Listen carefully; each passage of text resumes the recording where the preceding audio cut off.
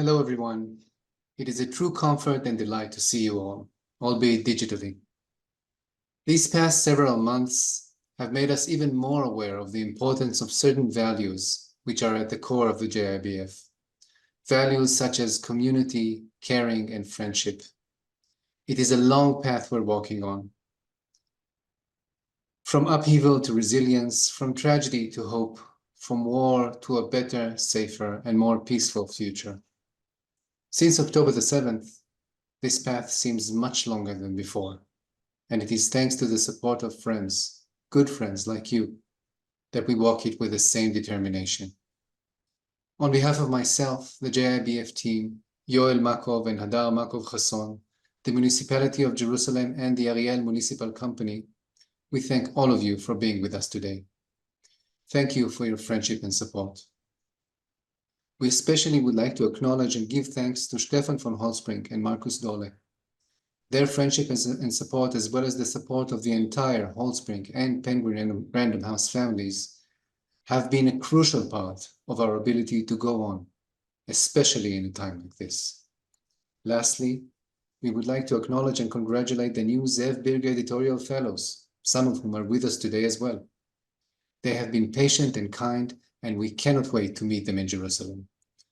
Unfortunately, as most of you know, this can only happen in May 2025. After a long consideration, we realized that for the JIBF to take place in the safe and prosperous environment it deserves, we would have to wait for next year. With that in mind, we decided to hold this digital gathering. We simply miss you too much. In a few moments, we will hear from Amir Tibon, who will share his amazing story with us. During his talk, please feel free to pose questions on the chat. After his talk is over, Amir will address these questions as much as time would allow. Then, in conclusion, Yoel would like to express his thanks. Let's begin. Amir Tibon is a journalist at the Israeli newspaper Haaretz. He has served as the paper's diplomatic correspondent, DC correspondent, and a senior editor for its English edition. His writing has been published in The Atlantic, The New Yorker, and Foreign Affairs. Amir's book, The Gates of Gaza, will be published on October 1st, 2024, by Little Brown. In the book, he recounts how, on October the 7th, he and his family were rescued by his own father, a retired general in the Israeli military, from their home in Nahal Oz, located at the border with Gaza. In this book, Amir combines his family story, the stories of his neighbors and friends on the kibbutz, and the complicated yet fascinating history of his community into one gripping narrative that answers the most important questions. Why and how could this atrocity have happened? Amir, over to you. Thank you very much, Sharon, and thank you to everyone who joined today to hear the story. I'm honored to be here and share it with you again virtually, but hopefully I will get to meet some of you in the future. I'm speaking to you today from a kibbutz in north central Israel, Kibbutz Mishmar HaEmek, close to Haifa. This is not my home. This is not where I usually live. It's a beautiful place, but me and my community, Kibbutz Nahal Oz, have been here now for 5 months, since the morning hours of October 8th, when we were evacuated here from our real home, from Nahal Oz, which is located directly on the border with Gaza. My kibbutz, Nahal Oz, has been empty for the past 5 months. Today, you can really count on one hand the amount of people who are living there. It's a military zone, it's a war zone, and we have no idea when we will be able to go back home. But under these very difficult conditions, we are trying to make the best of the situation. And I'll talk a bit later about life here in Mishmar HaEmek. But first of all, I want to talk about life in Nahal Oz before October 7th, just to give you a bit of a taste of the place. Afterwards, I'll describe the events of October 7th. Then I'll talk about the reality today. And hopefully after that, we'll have time for questions. And I would love to hear what's on your mind as well. Kibbutz Nahal Oz, on the evening of October 7, 2023, was supposed to celebrate its 70th anniversary. We were all planning for a large party at the pool of the kibbutz with 500 people in attendance, basically all the members of the community. The kibbutz is just over 400 people, and many guests from all over the country. It was supposed to be a great celebration. The community was founded in October 1953, 5 years after the creation of the State of Israel.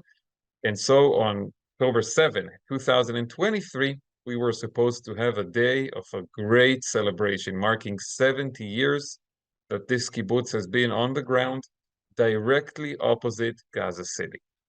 Of course, that celebration never took place because what transpired on October 7 was the darkest day in the history of the community. But on the evening of October 6, we still thought that this was the most important thing that's going to happen to us the next day. When Nahal Oz was founded, basically the people who came to live there were a group of 19-year-olds, men and women, who had enlisted in the Israeli military and then received a mission from the military to go and build a new kibbutz directly on the border. At the time, Israel, under the leadership of Ben-Gurion, had a security approach that in order to protect the borders of the new young state, military presence on the borders was not enough, because a military can build a base somewhere one day and then decide to evacuate it the next day, and logistically, it's not that difficult. Look at what the United States did 2 years ago in Afghanistan, 3 years ago by now, actually. But Ben-Gurion believed that the neighbors and enemies of Israel needed to see civilian communities along the new borders of the young state. They needed to see people working in the fields, in the agriculture, and schools and kindergartens and clinics and culture centers and everything that comes with civilian life, which is much more difficult to uproot and remove than a few barracks and an armory. And so along the borders of Israel, in the founding years of the state, a lot of new communities were created, and Nahal Oz was unique among them. If you ever have a chance to look at a map of the Gaza border region, you will see an interesting phenomenon. I'll describe it here. Most of the communities along this border are located directly along the main road on the Israeli side that encircles Gaza. You can see their names that unfortunately in the last 5 months have become famous all over the world: Sderot, Kfar Aza, Be'eri, and other communities that were hit very hard on October 7, and all of them are located directly on the main road that goes parallel to the border. But as the road kind of snakes, opposite the border, suddenly there is another road that detaches from it and goes in a very sharp turn west toward Gaza City. And it goes all the way to the border. Gaza City is right in front of that little road. Not just the Gaza Strip, but literally the city of over 1 million residents. And suddenly, right before the end of that road, right before the border fence itself, there is a small kibbutz. And that's Nahal Oz. I'm sorry, after many, many talks, I still don't control the metrics well enough to automatically, in my mind, translate it to feet. But the distance from the westernmost home in Kibbutz Nahal Oz to the easternmost home in the Sajaiya neighborhood of Gaza City is 700 meters. That's how close it is. Over the years, the kibbutz suffered from many security challenges. In the 1950s, there were ambushes in the fields of the kibbutz. In one very famous incident, the young security chief of the community, 21-year-old Ro'i Rutberg, was killed in one such ambush in the fields of the kibbutz. This was in 1956, and Moshe Dayan, who at the time was the chief of staff of the Israeli military, came to his funeral and eulogized him in what became one of the most famous and iconic speeches in Israeli history, the Nahal Oz speech of Moshe Dayan, written and delivered at this funeral in 1956. And yet, if you will read it now, it's been translated to English and other languages, it's as if it was written yesterday. And later, there were landmines planted in the fields of the kibbutz In 1968, shortly after the Six-Day War, 2 members of the community were killed by one of those landmines. There were hand grenades thrown at cars on the road. There was a famous Israeli song in the 1970s that described this phenomenon by Arik Einstein, Israel's ultimate folk singer. There was an intifada in the late 1980s and terror attacks in the 1990s all over Israel back then. In 2001, the first Qassam rocket from Gaza was launched into Israel and landed in Kibbutz Nahal Oz, April 2001. Back then, it was this one silly rocket, piece of basically like a pipe connected to some dynamite. Of course, later on, this became a much more sophisticated arsenal for Hamas, and thousands of rocket and mortars were fired at the kibbutz. And in 2014, there was a tragedy. 4-year-old child in the kibbutz was killed by a mortar from Gaza. This kibbutz knew a lot of difficult situations over the years. And yet, until the morning of October 7, 2023, one thing never happened in the 70 years history of Kibbutz Nahal Oz on the border with Gaza. For 7 decades, terrorists had never stepped foot inside this kibbutz. Through all the years and all the challenges, the threats were mostly external. Rockets and mortars fired from Gaza, ambushes in the field outside the kibbutz close to the border, sniper fire, attempts to fire anti-tank missiles at cars, things like that, but always from beyond the fence. Terrorists never stepped foot inside somebody's home. And on October 7, that precedent was broken when more than 150 Hamas terrorists entered this civilian community and began to go from door to door, from home to home, in an attempt to kill and murder people. I was there on that day with my wife and 2 young daughters, and I'll tell you about what happened to us in a minute. But before that, I want to devote a minute or two to explain how we even got there. Because I was not born in Nahal Oz, I didn't grow up there. I actually was born and raised in northern Israel, on the border with Lebanon, in places that today, by the way, very sadly, are also in the news all the time. Because the northern border of Israel with Lebanon is also under constant bombardment for the last 5 months and has been emptied out completely. We have tens of thousands of internal refugees from the north in this country. And those are the places where I grew up as a child. My father was a military officer, and he served for many years in the Lebanon arena.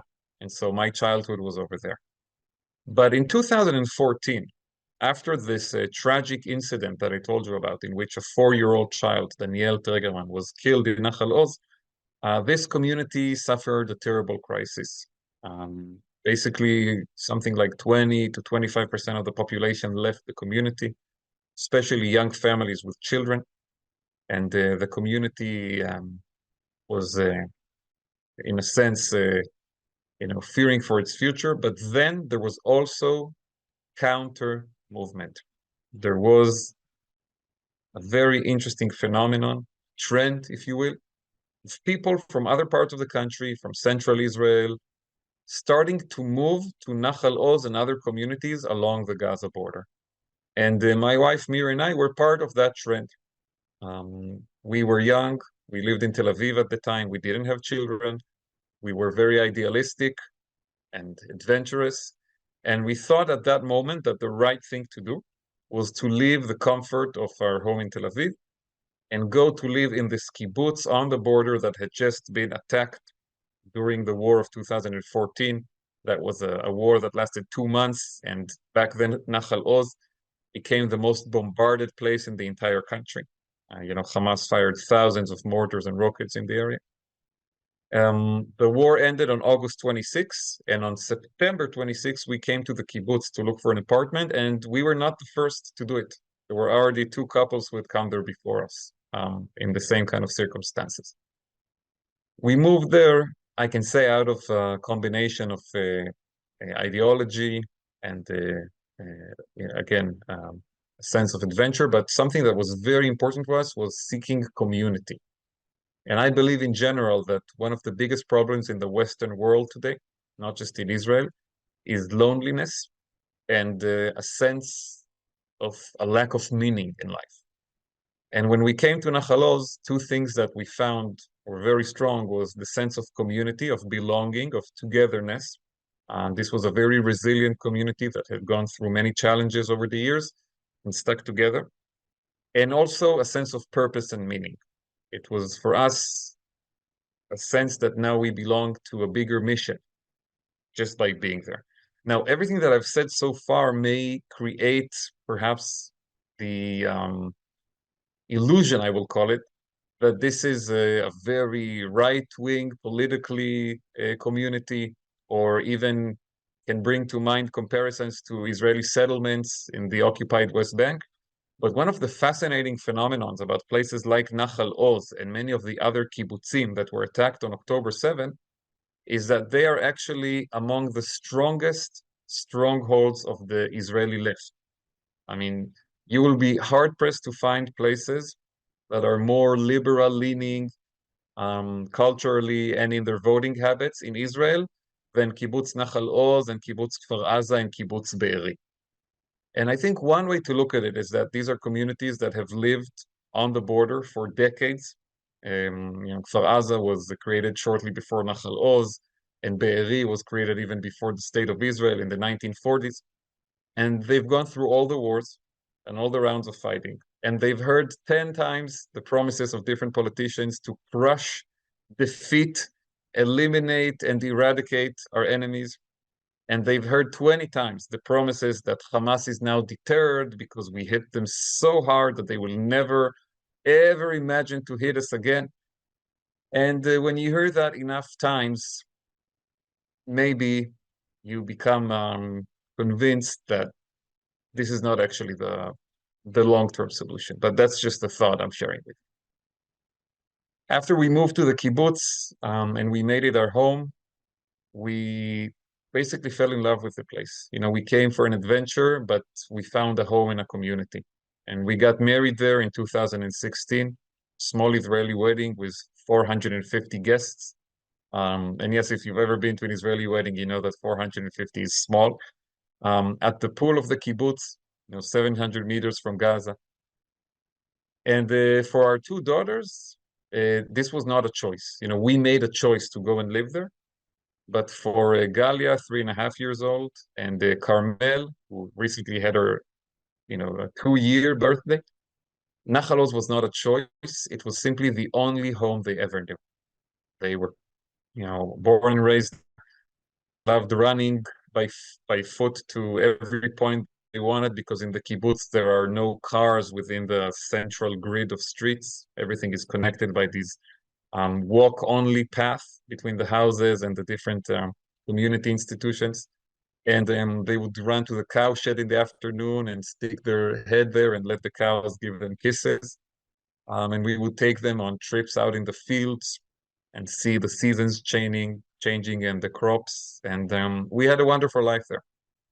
It may sound like a dream, but at times it was also very difficult. Everybody in this community had experienced a situation where there is a siren going on and suddenly you have to pick up your kids and run to seek shelter. Sometimes it catches you when you're picking them up from kindergarten. And when a siren goes off in Nahal Oz, you have 7 seconds to reach shelter. This is important to understand. It's not like Tel Aviv, where if there's a siren, I think you have 90 seconds. And also, that there's Iron Dome covering Tel Aviv.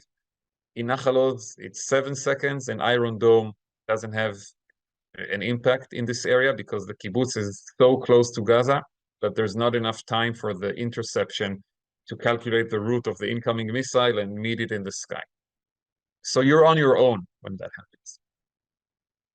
And we had very difficult, stressful situations sometimes, and yet it did not deter us from believing that we made the right choice when we came to live there, and feeling very happy about it. When it all started on the morning of October 7, it was 6:30 in the morning. There was a siren indicating that the kibbutz was under attack, a mortar. We could clearly hear a whistle of a mortar outside our window.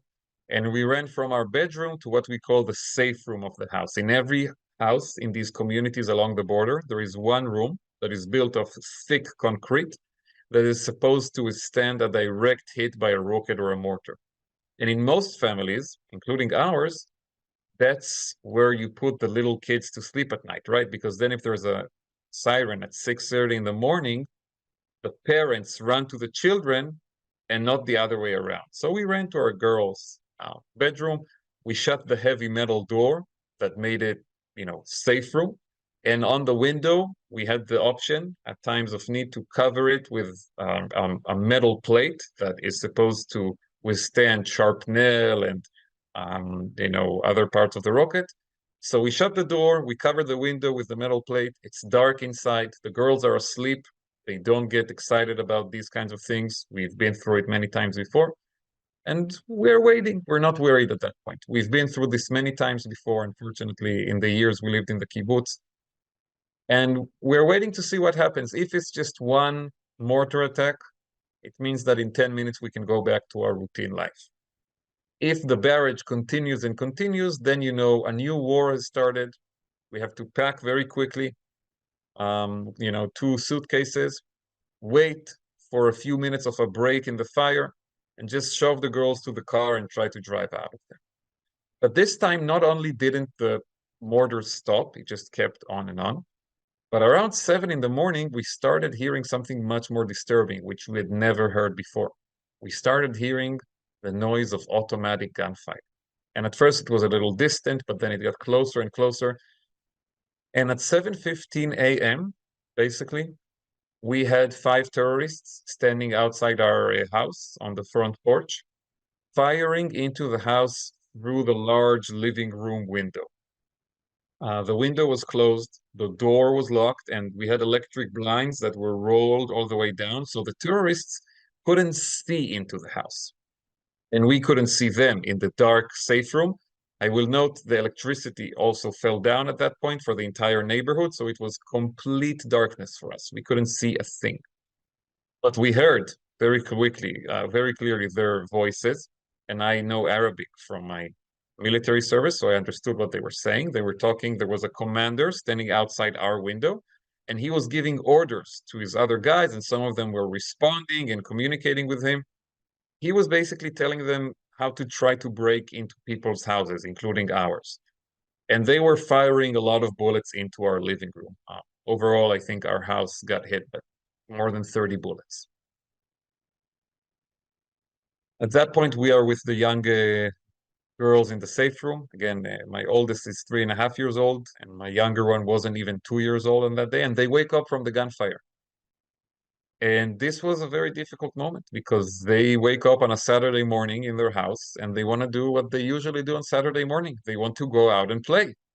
They ask, can we go out to play? Can we go out to the living room to watch TV? And we had to explain to them that no, it's impossible to do that right now.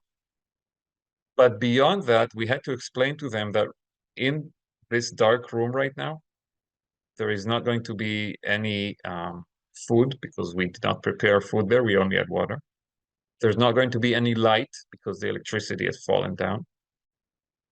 They can't go out to the bathroom. There is no toys. And we couldn't even entertain them with our cell phones because, first of all, there was very, very bad cell reception. And on top of that, we wanted to save battery because we realized we're not going to be able to charge the phones, God knows until when. Inside our kibbutz on that day, there was a team of 10 fighters from a special force of the Israeli police. Most of them were snipers, and they were stationed in the kibbutz the night before. Well, actually, not just the night before, but several nights before, because Hamas was holding demonstrations and riots along the border fence on the Palestinian side, on the Gaza side of it. And their job was to monitor those demonstrations, and if anybody tried under the guise of the demonstrations to break into the Israeli side of the border, shoot and deter them. And on Friday, there was no demonstration along the fence. It was completely quiet. But these 10 guys still slept in our kibbutz. And when they woke up on Saturday morning, they heard the gunfire, just like us, and they got into action. And together, with several people from our local security team. In every community on the border, there's a group of residents who receive some training and are armed and are supposed to respond in these situations. They basically began a very, very difficult battle. Difficult because they were outnumbered. If you take the police guys and our security team, they started as 14 together. And like I said, about 150 terrorists entered the community. And the terrorists also had better equipment on that day than most of the Israeli soldiers and residents that they encountered. The terrorists came prepared with handguns, with RPGs, with anti-tank missiles, with tactical vests and helmets, whereas this group of police fighters, and certainly the guys from our security team, all they had was a weapon and a few magazines. No grenades, obviously no RPGs or missiles on them, no tactical, no helmets. They were fighting in a very, very difficult situation. The battle that began that morning, the first scene of action was actually right outside our window in our neighborhood because it was the first one the terrorists arrived to. First person who responded to them was my next door neighbor, Ilan Fiorentino, the security chief of our community, 38 years old, father of 3 girls, and he died in the battle. He died in the battle, fighting to save, everybody in the community and specifically the people in our neighborhood.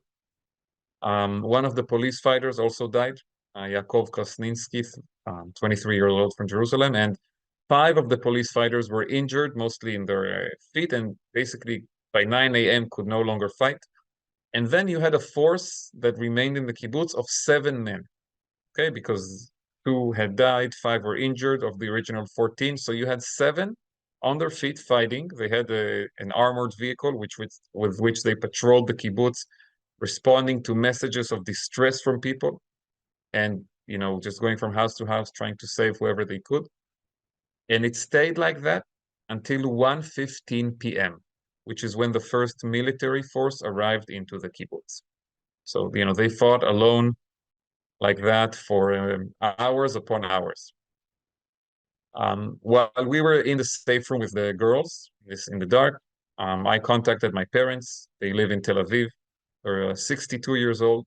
My father is a retired general in the Israeli military. My mother is a former high school principal, and for many years, her job was more dangerous than his. Anybody who's worked with teenagers for enough time can understand what I mean. And when I called them to tell them that, there are terrorists right outside our window, maybe inside our house, my father immediately said, "We're coming over there." Now, that sounded very weird to me because why would they come from Tel Aviv? In retrospect, I think he understood something at that moment, which is that if a terrorist is inside Nahal Oz, inside our neighborhood, trying to break into our house and succeeding to break into other houses, it means the defense lines of Israel have all been breached. Because like I told you, for 70 years, this community has existed on the border, and there were mortars and rockets and snipers and anti-tank missiles and a lot of difficult things. But there's never been a situation where a terrorist broke into a home in this community or even got to a position where they can try. And now it was happening on a massive scale. And so I think this understanding is what caused them to just, take their car, take a pistol and start heading to our community. I'm not going to share with you all of their adventures on that day because it will take a lot of time. But along the way, as they were racing to our kibbutz, they saved a couple that ran away from the massacre at the Nova Music Festival. I assume that you heard of this event. It was a music festival that took place, in the area of the Gaza border, not as close to the border as Nahal Oz, a few miles to the east, but close enough for the terrorists to arrive there on that morning and murder more than 300 people. Came to a music festival. And there was a couple who managed to escape and were hiding in a ditch along the road. And as my parents were racing down, they found them and rescued them backwards, to a more northern point in Israel and brought them to the police. And they later also rescued 3 soldiers who were injured in a battle on the road to Nahal Oz. My father was basically arrived to the scene of the battle as it was happening and fought with them and helped finish the battle there, and then took 3 injured guys, and my mother evacuated them to the hospital. What we knew about all this is one thing. We knew that they were on the way to Nahal Oz because they told us in the morning when we still had good cell reception that they're coming. And during the day, we kept promising our 2 young daughters that if they stayed quiet and calm, their grandfather would come and get us out of the room. This was the only thing we could promise them.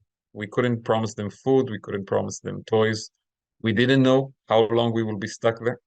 And we had to keep them quiet because our biggest fear was that if we made noise, we would attract attention to ourselves. And it's important to understand that we did not know what the people outside the house know about us. The door was locked, the blinds were rolled down, it was dark. Maybe they thought there's no family there. Who knows? And so we just were laser focused on keeping them calm and quiet, which meant we had to be very, very calm and, just keep our composure. Because we always believed, all the years that we lived in Nahal Oz, that we stay calm and composed, the girls will not develop any sense of trauma from the security reality that they had to live with, of the rockets and alarms and so forth. And this was just as much true on the morning of the Kibbutz. What eventually happened, and I'm busy these days writing the full story with all the details, but what eventually happened is that my father managed to join, after the long journey that they did, the first group of soldiers from a special unit called Maglan, one of the best units in the Israeli military, entered the kibbutz around 1:15 p.m. and they met up with the 7 guys who had been fighting alone since the morning. And they started scanning the kibbutz from house to house. They divided it into several strips. Each group of soldiers took a specific strip to start scanning. My father joined one of those forces that went in the direction of our house, and he went with them to 20-something homes, and eventually around 4 p.m. arrived to our home, and they knocked on the window of our safe room. We heard him through the other side. And my daughter, Galia, said, grandfather is here. And, this was the first moment that day that we felt a dose of optimism. Came into the house with the soldiers, scanned it quickly. We opened the door for the first time that day and allowed light and air into the room. This is after 10 hours that we were locked in there with the girls. We brought food to the girls and also to the soldiers. And then the most difficult part of the day began. The most difficult part began when the soldiers said, okay, we have an armed guy in here, my father. We want to start concentrating people from other homes in the neighborhood under this one roof, because they thought about the prospect of eventually, an evacuation, and they wanted to start concentrating people. And they started bringing neighbors into our home. And with every family that arrived, we learned of a new tragedy. And the first family that arrived was our next door neighbors. We were expecting to see Ilan and Sharon and her 3 daughters. And instead, Sharon arrived with her 3 daughters, without Ilan, and with a 12-year-old boy who lives in the other part of the kibbutz, who is not part of their family. And what we found out is that this 12-year-old boy went on a jog in the morning, and the mortars began. And his mother called Ilan, the security chief, my next door neighbor, and told him she's worried for her boy. So Ilan went out and found him and brought him to his own house and told his wife, Sharon, to look out for him in the safe room with her 3 daughters. And then he went out to fight, and eventually he died in the battle. And the family of this 12-year-old boy on the other side of the kibbutz were all murdered.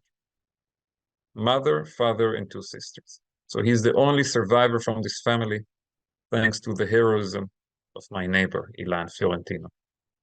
And there were just more and more stories with every family that arrived, that somebody died, somebody was kidnapped, somebody's injured, somebody is in a state of shock or grief or panic. And it was just a very, very difficult few hours until around 11 p.m. We were all evacuated in a bus that left the kibbutz, and it was the evacuation came in installments. Every time the bus took out a group of people, took them to a military base about 40 minutes away, and then came back to take the next families. I think the last families left the kibbutz around 4 in the morning, I believe. And since then, we've been here in Mishmar HaEmek.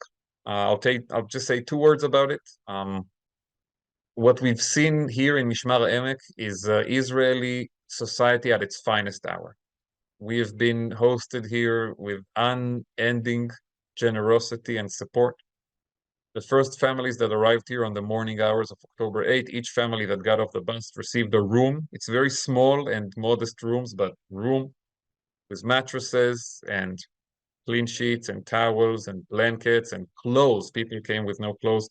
Shoes. A lot of people came barefoot. Remember, we jumped out of bed at 6:30 in the morning. Toothpaste and toothbrush and shampoo and everything we needed. They took 2 buildings in different parts of their kibbutz, asked for volunteers from their own community, repurposed them for an entire day, and opened them as kindergarten and daycare for the Nahal Oz children on October 9. And all of this they did with minimal to no help from the government. It was of their own initiative. They didn't wait for anyone. They didn't rely on the government to get its act together. They realized that if they wanted us to have some kind of a normal landing, if you can call that after what happened, they had to take the initiative into their own hands. And this is a microcosm of the bigger story of Israel since October 7, which is a dysfunctional government and an incredible civil society. The government is functional, failure upon failure, putting aside the security failures of October 7. I'm talking now on the civilian side. You know, when you have about 150,000 people who were evacuated from their homes in the south and the north, and you just see dysfunction at the highest levels. But on the other hand, a society that had come together with a lot of volunteers and organizations leading the way to help people like us. To summarize the event, if it's even possible, on that dark day, instead of celebrating 70 years, my community lost 15 people, 1-5. Had it not been for this small team of police fighters and the people from our own security team and the soldiers who eventually arrived at 1:15, we would have lost many, many more people on that day. 7 people were kidnapped from the kibbutz. 5 of them have been released so far in the deals that happened in October and November. We still have 2 hostages in the hands of Hamas as we speak. Omri Miran, 46 years old, father of 2 daughters, and Tzachi Dan, 49. Tzachi was a father of 4 until October 7, when his 18-year-old daughter Ma'ayan was murdered in front of his eyes. And now he is held in Gaza, and his wife and 3 children are waiting for him. And that's the reality right now. And I can say that as long as they are in Gaza, as long as they have not been released, the date in our community is still October 7. We are not able to have any kind of closure or a sense that we're getting over the event, that we're getting over the tragedy, as long as they are held in Gaza. It doesn't mean that we're not trying, that we're not working in that direction. And actually, there's been a lot of effort to rehabilitate and rebuild the community. I've been busy with it personally, raising money and doing everything I can to raise awareness to the story of my kibbutz and to attract support from it, from people who care about Israel. And yet, there is no sense of closure as long as our friends are still in Gaza. And that's why, for me, when I look at this war, kind of like from, a distance, if I try to isolate myself for a second from the day-to-day of it, the most important priority is to release the hostages. I believe that in the long run, victory in this war will be measured by the state of communities like Nahal Oz 5 years from now. if these are thriving, strong communities that are growing and expanding, it will be possible to say that Israel won the war and Hamas lost. That Hamas's attempt to push Israel back and to destroy these border communities had failed. If these communities in 5 years are dwindling and failing, Hamas will have an achievement to point at. And from that perspective, releasing the hostages is the most important priority, because without their release alive, it will be very, very difficult to rehabilitate these communities. And this is true in Nahal Oz, just as it is in every other place. So I will stop here and thank you for listening to the story. I didn't share all the details with you. There's a lot more to tell. And that's why I'm writing it these days. But thank you for being with me for the portion that I could share. And I would love to answer any questions if you want to send them via the chat.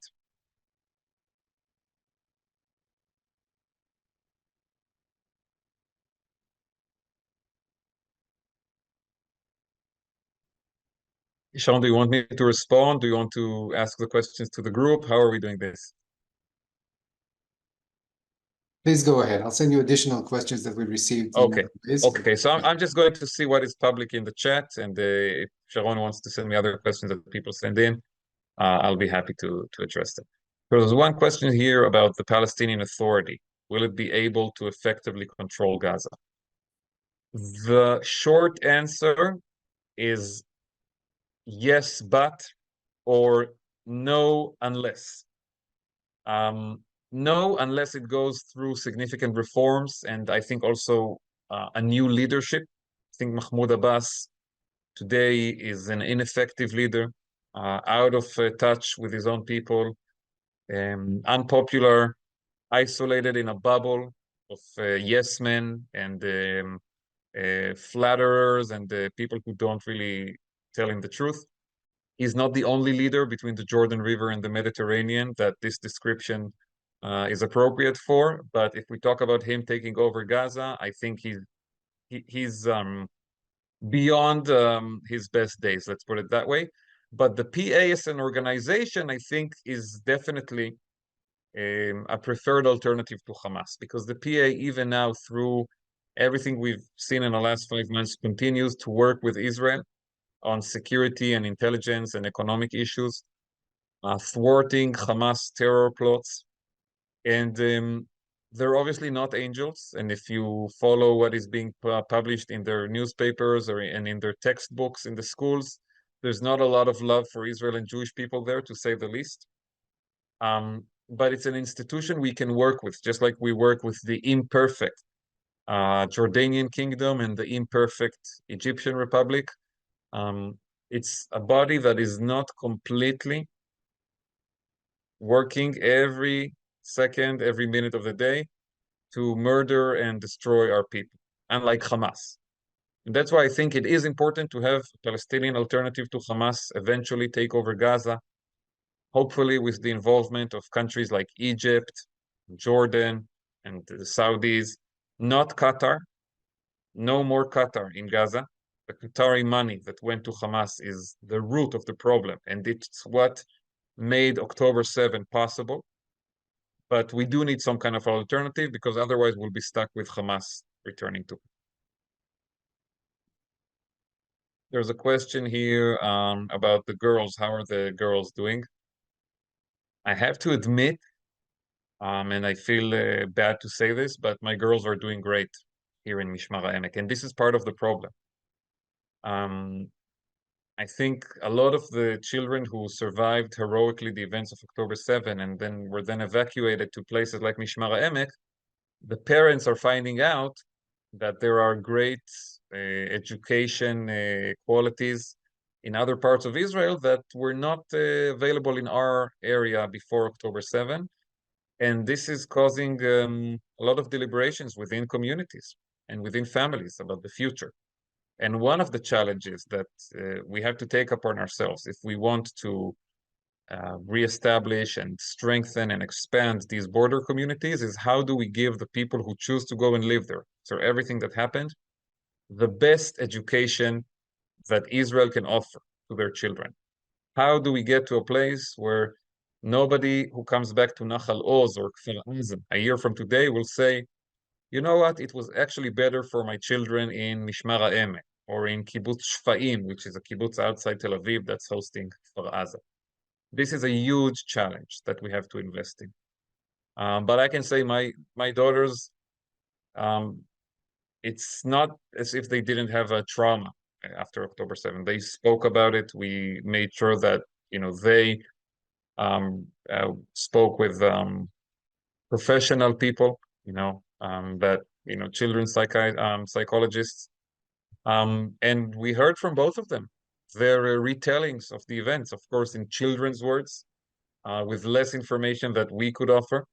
But they spoke about the fact that that there were dangerous people outside, that there were dangerous noises, that their grandfather arrived with the soldiers, that we couldn't go outside, that it was dark. All of this has come forward, and we're very happy that they're talking about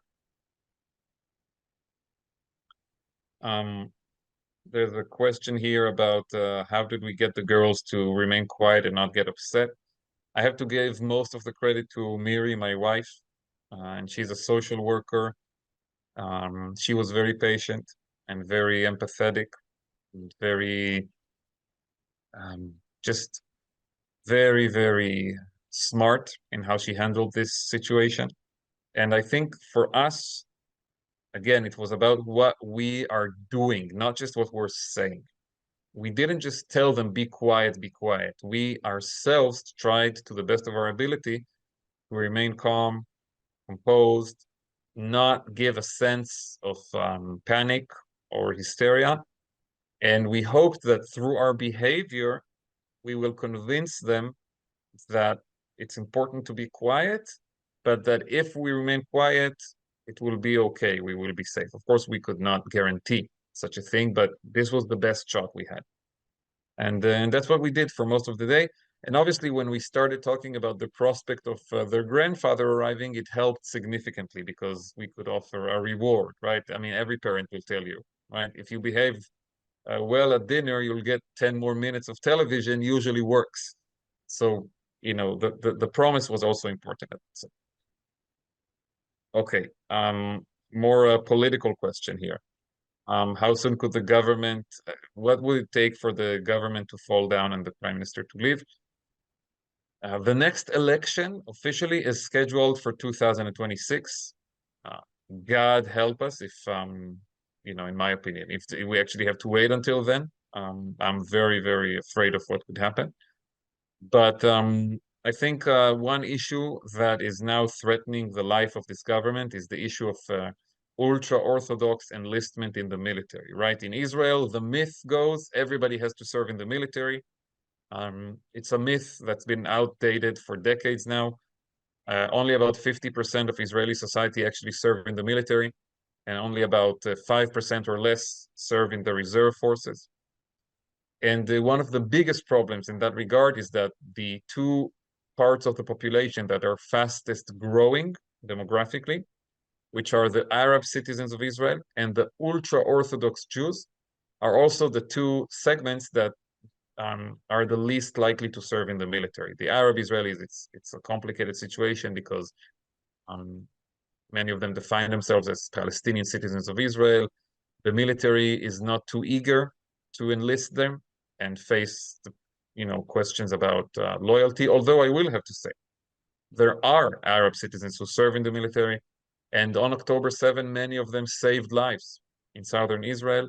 And there were many stories of heroism from, Druze and Bedouin and Muslim soldiers. And then there is the ultra-Orthodox population, which also,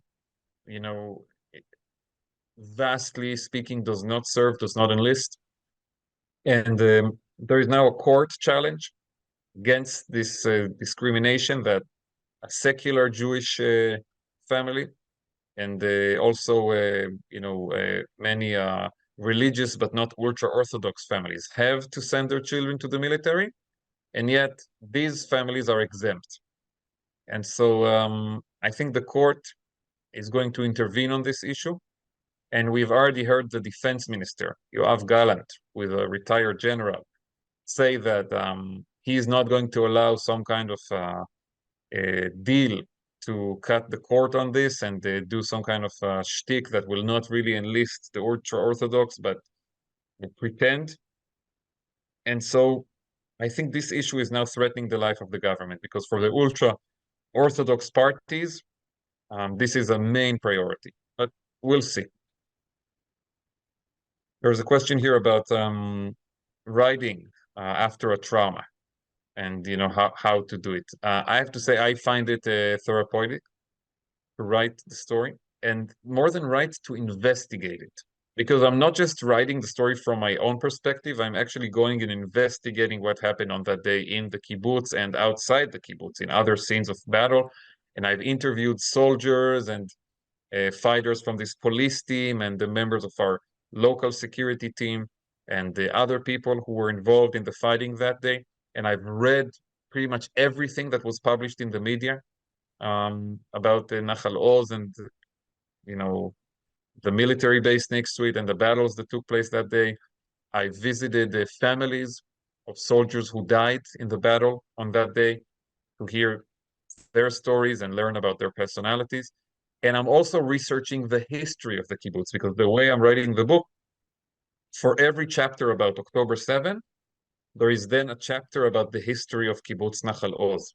And that's how it goes back and forth between the story of October 7 and the history that led to it, starting from the 1950s, the foundation of the kibbutz, up until the evening of October 6.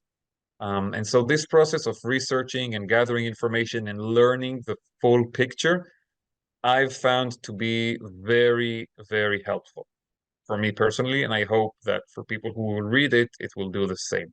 Knowledge is power, as we say, and after you've gone through such a disaster, I think, understanding what actually happened and why it happened and how it happened, I'm not going to say it's a comfort, because for some people there is never going to be comfort after what happened, but I think it's important.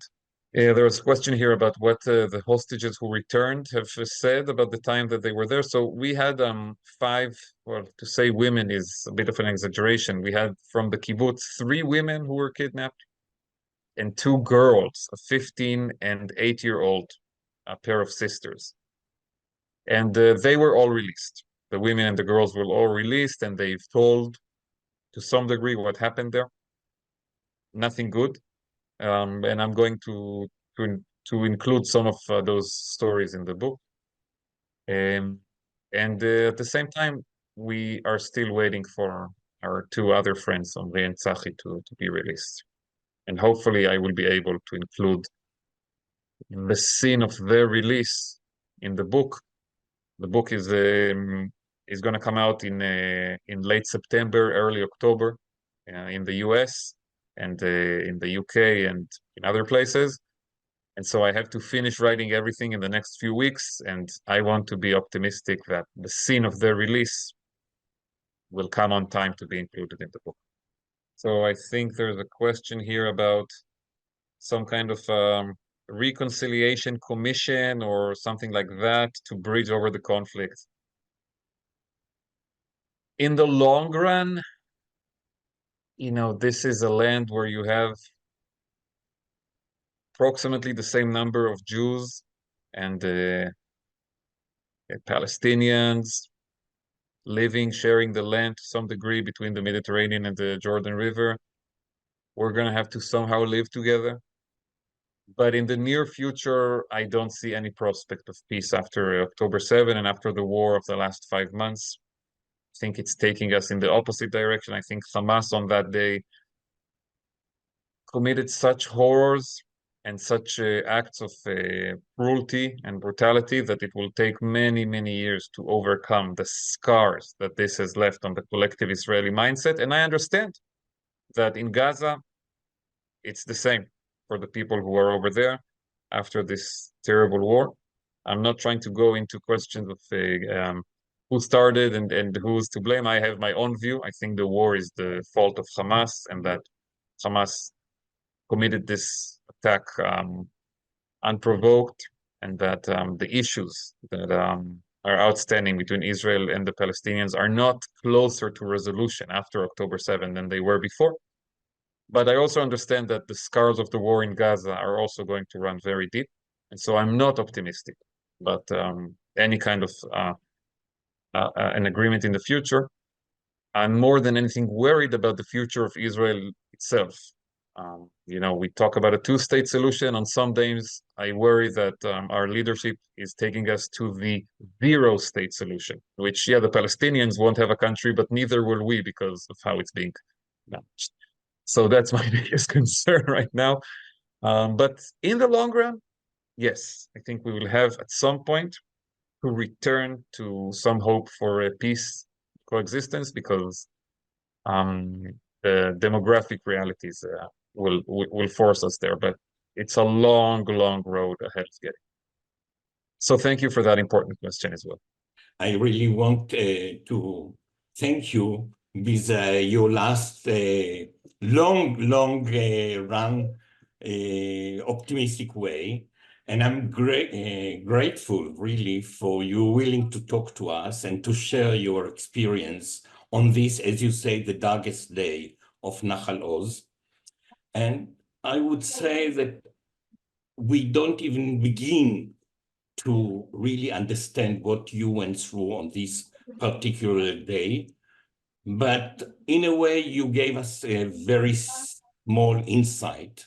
And I think from there, we will try to look forward and to be hopeful. And to my friend who are here with us, first of all, thank you for the time that you really find to share this meeting with Amir.